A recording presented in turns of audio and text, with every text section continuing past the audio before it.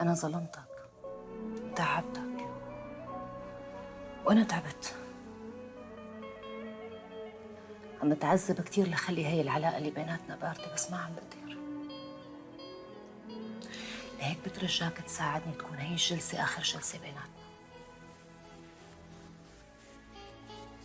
أكيد،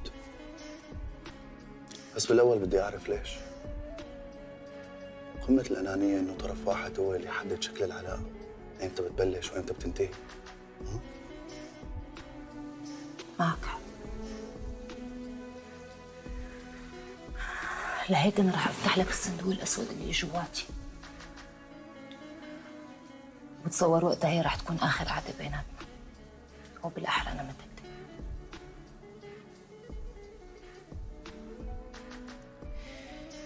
أنا ما بدي أرتبط ولا رح أرتبط،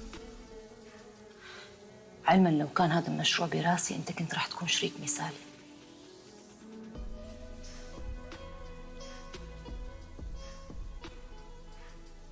بس أنا سبق وعشت تجربة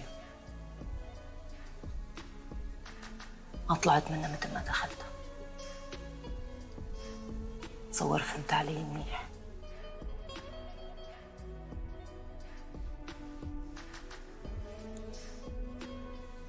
انضحك علي بكلام التحرر،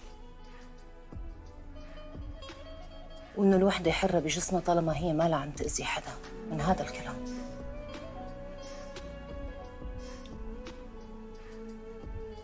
وفجأة لقيت حالي صرت شريكة سرير رخيصة.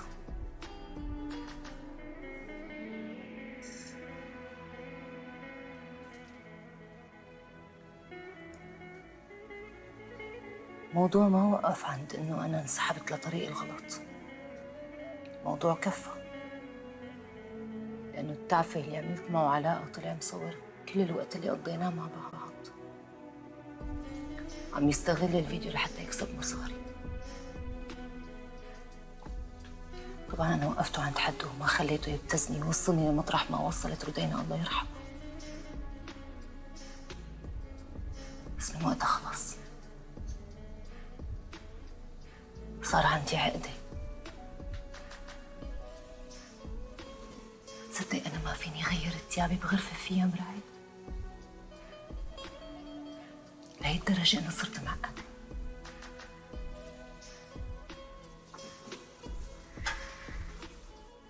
أنا ناوية أكمل كل حياتي لحالي، هيك رح أكون كتير مبسوطة. بعرف إنك أنت غيرت وجهة نظرك فيني وأنا ما فيني لومك.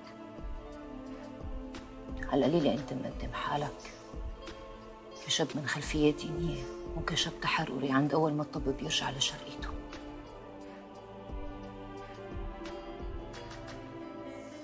ضروري اعترف لك إني للحظة كنت رح أغلط وأرجع حب، بس الحمد لله لحقت حالي.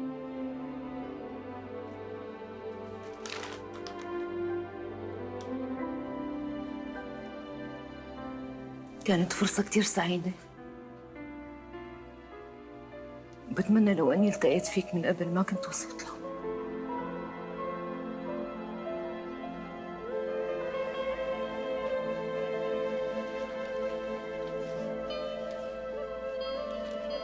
عن جد آسفة.